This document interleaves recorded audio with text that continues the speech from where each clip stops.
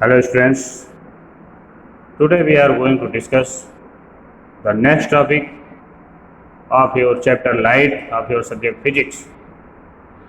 First topic, image. Image, a representation of the external form of a person or thing by mirror or by lens.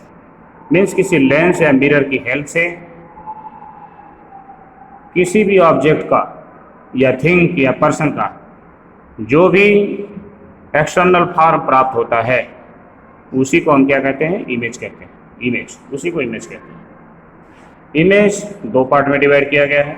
Image classified two parts, real image and virtual image. Real image means a real image occurs where rays converges, जहाँ पर raise सभी मिलती हुई दिखती हैं, वास्तविक रूप में मिलती हैं, वहाँ पर रियल इमेज बनता है। Suppose that example, real image का हम कॉन्वेक्स लेंस में देखते हैं। कॉन्वेक्स लेंस में सभी रेज आकर के पैरेलल आ रही हैं, उसके बाद यहाँ पर से लेंस से जैसे ही ट्रांसफ़र होती हैं वैसे सभी रेज आकर एक जगह मिल जाती हैं। इसको हम रियल इमेज कहते हैं। इस पॉइंट पर जहाँ पर मिलते हैं इस पर रियल इमेज बनता है। इसी तरह से virtual image, a virtual image occurs where rays only appear to diverge, means जहाँ पर जहाँ डाइवर्ज होती हैं उस कंडीशन में, सपोज दैट हम कॉनकेव लेंस को देखते हैं। कॉनकेव लेंस में पैरेलल राइट आ रही हैं, पैरेलल रेज आ रही हैं, और ये लेंस से जैसे ट्रांसफ़र होती हैं ये अपने तुरंत ही डाइवर्ट हो जाती हैं। मीन्स अपने रेज जो पाथ था उनका उससे ये दूर हट जाती हैं। और इस कंडीशन में इस रेज को यदि हम इमेजिनरी रूप में पीछे की तरफ इसके बैक साइड में बढ़ाया जाए, इंक्रीज किया जाए, तो जिस पॉइंट पर आकर के मिलते हैं इसको हम वर्चुअल इमेज कहते हैं। इसी पॉइंट पर वर्चुअल इमेज बनता है। वैसे तो इस पॉइंट को फोकस पॉइंट, इस पॉइंट को भी फोकस पॉइंट कहते हैं, लेकिन तो ये नॉर्मल कंडीशन में इसी पॉइंट पर वर्चुअल इमेज बनेगा, यहाँ पर इसी पॉइंट पर रियल इमेज बनेगा। इस तरह से हम लेंस के बारे में इसी तरह से हम देखते हैं। लेंस हो गया। इसी तरह से मिरर के बारे में देखते हैं। कॉनकेव मिरर में भी ऑब्जेक्ट रखा हुआ है। ऑब्जेक्ट से रेज, सपोज दैट हमने दो रेज देखा, one rays parallel, one rays going to focus point से होकर के जब टकराती हैं दोनों रेज फिर रिटर्न होती हैं और जिस पॉइंट पर आकर मिलती हैं यहीं पर इमेज बनता है। इस इमेज को रियल इमेज कहते हैं। ये रेज रियलिटी में आकर के यहाँ पर मिल रही है। यहाँ पर दोनों रेज ऑब्जेक्ट्स जो चल रही हैं दोनों डाइवर्ज जाती हैं, मीन्स अपने मार्ग से दूर हट जाती हैं। इसको इमेजिनरी रूप में यदि बैक साइड में इनको इंक्रीज किया जाए तो दोनों रेज जहाँ पर आके मिलती हैं इसके और फोकस पॉइंट के बीच में, जहाँ पर यही इमेज प्राप्त होता है, इसी इमेज को हम वर्चुअल इमेज कहते हैं। मीन्स ये मिलती हुई प्रतीत हो रही है, इसीलिए इनके डॉटेड लाइन से शो किया गया है। यहाँ पर रियल में मिल रही हैं, इसलिए इनको हम एक डॉटेड लाइन से ना शो करके डार्क लाइन से शो किया गया। इस तरह से रियल इमेज और वर्चुअल इमेज का फॉर्मेशन देखा जा सकता है। ये कॉनकेव मिरर, कॉन्वेक्स मिरर में भी होता है, कॉनकेव लेंस, कॉन्वेक्स लेंस में भी हमने यहाँ पर बता दिया। इसी तरह से अब नेक्स्ट टॉपिक, हम लेंस के अदर नेम्स के बारे में बात करते हैं। कॉन्वेक्स लेंस और कॉनकेव लेंस। कॉन्वेक्स लेंस का दूसरा नाम है कन्वर्जेंट लेंस, क्योंकि कॉन्वेक्स लेंस से जब पैरेलल रेज आती हैं तो पैरेलल रेज आने पर एक जगह पर जाकर के सभी रेज मिल जाती हैं, अर्थात इसको हम कहते हैं कन्वर्ज होना। मीन्स सभी रेज कलेक्ट होकर के किसी एक नज़दीक पॉइंट पर जाकर मिल जाती हैं। इसको हम इसीलिए इस लेंस का नाम कन्वर्जेंट लेंस का रखा गया है। कॉन्वेक्स लेंस का नाम कन्वर्जेंट लेंस रखा गया। इसी तरह से कॉनकेव लेंस में देखते हैं, कॉनकेव लेंस रे आने वाली रेज को डाइवर्ज कर देता है। डाइवर्ज मीन्स अपने ओरिजिनल पाथ से ये दूर हट जाती हैं और इस दूर हटने की वजह से इनका नाम, इस लेंस का नाम हो जाए डाइवर्जेंट लेंस। डाइवर्जेंट लेंस और कन्वर्जेंट लेंस दोनों का अर्थ ये होता है। अब हम मोस्ट इम्पॉर्टेंट टॉपिक इस चैप्टर का, image formation. Image formation by concave lens, convex lens, concave mirror and convex mirror. ये आपके एनसीईआरटी बुक्स में भी दिए गए हैं।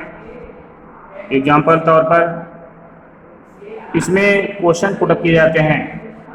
6 क्वेश्चंस कॉन्वेक्स लेंस में हैं, 2 क्वेश्चन कॉनकेव लेंस में हैं। इसमें 4 टेबल बनाई गई हैं, अपने एनसीईआरटी बुक में आप देख सकते हैं। एनसीईआरटी बुक्स में सभी के लिए कॉनकेव लेंस के लिए इमेज फार्मेशन, कॉन्वेक्स लेंस का इमेज फार्मेशन, कॉनकेव मिरर का image formation and convex mirror का इमेज फार्मेशन, सबके बारे में अलग अलग टेबल बनाई गई हैं। इस टेबल में क्या क्या जरूरी है उसको देखें। इस टेबल में सबसे इम्पोर्टेंट है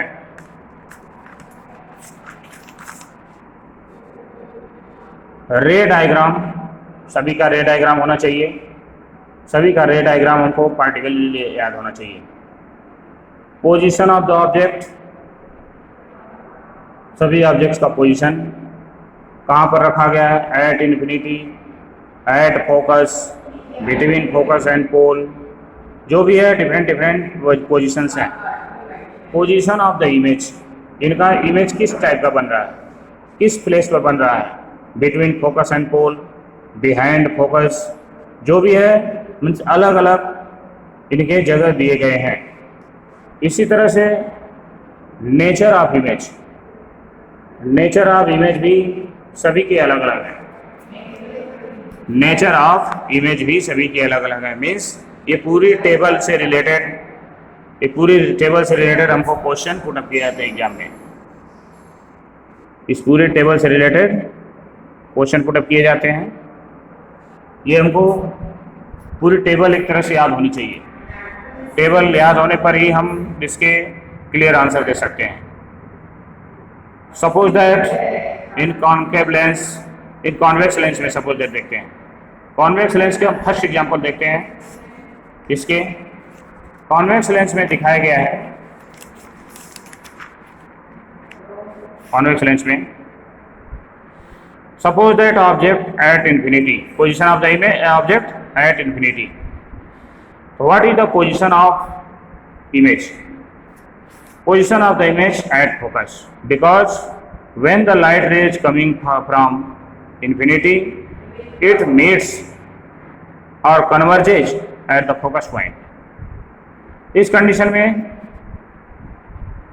ऑब्जेक्ट इन्फिनिटी पे रखा हुआ है तो इमेज कहाँ पर बनेगा? फोकस पॉइंट पर बनेगा।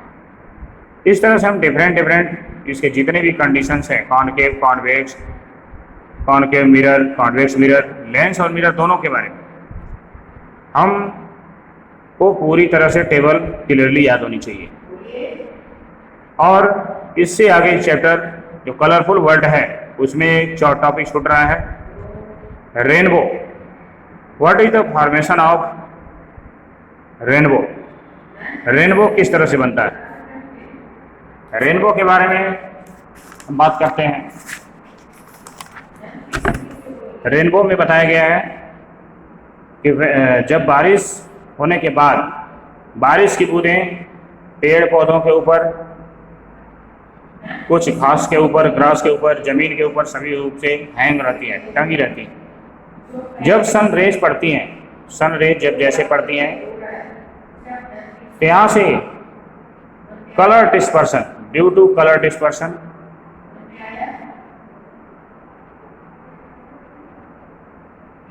color dispersion and refraction, इन सभी इवेंट की हेल्प से रेज अलग अलग कलर डिस्पर्सन मीन्स कलर अलग अलग डिवाइड हो जाता है।